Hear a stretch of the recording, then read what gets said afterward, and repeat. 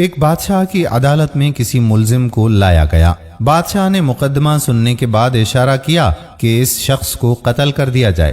بادشاہ کے حکم پر پیادے اسے قتل گاہ کی طرف لے چلے تو اس نے بادشاہ کو برا بھلا کہنا شروع کر دیا۔ کسی شخص کے لیے بڑی سے بڑی سزا یہی ہو سکتی ہے کہ اسے قتل کر دیا جائے، اور چونکہ اس شخص کو یہ سزا سنائی جا چکی تھی اس لیے اس کے دل سے یہ خوف دور ہو گیا تھا کہ بادشاہ ناراض ہو کر در پہ آزار ہوگا۔ بادشاہ نے یہ دیکھا کہ قیدی کچھ کہہ رہا ہے تو اس نے اپنے وزیر سے پوچھا کہ یہ کیا کہہ رہا ہے۔ بادشاہ کا یہ وزیر بہت ہی نیک دل انسان تھا۔ اس نے سوچا کہ اگر ٹھیک ٹھیک بات بتا دی جائے گی تو بادشاہ غصے سے دیوانہ ہو جائے گا اور ہو سکتا ہے کہ قتل کرانے سے پہلے قیدی کو اور عذاب میں مبتلا کر دے۔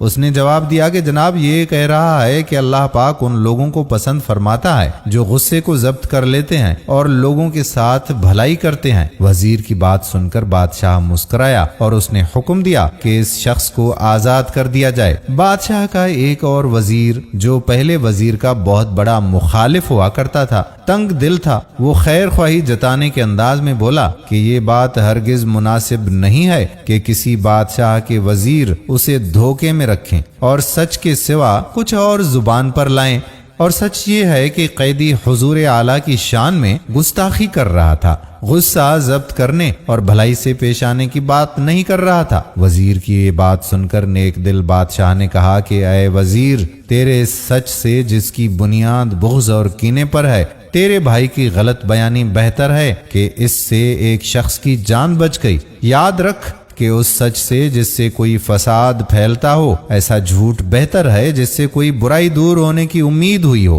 وہ سچ جو فساد کا سبب ہو بہتر ہے کہ وہ نہ زبان پہ آئے، اچھا ہے وہ کذب ایسے سچ سے جو آگ فساد کی بجھائے۔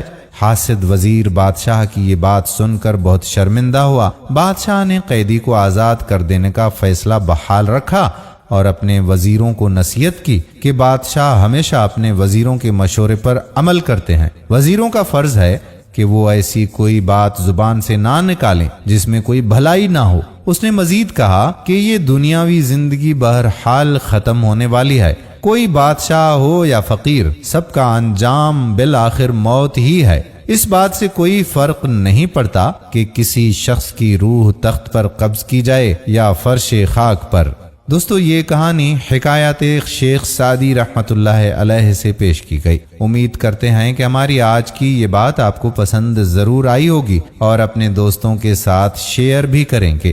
آنے والی ویڈیو تک اپنے میزبان قادر بخش کلہوڑوں کو اجازت دیجیے۔ اللہ حافظ۔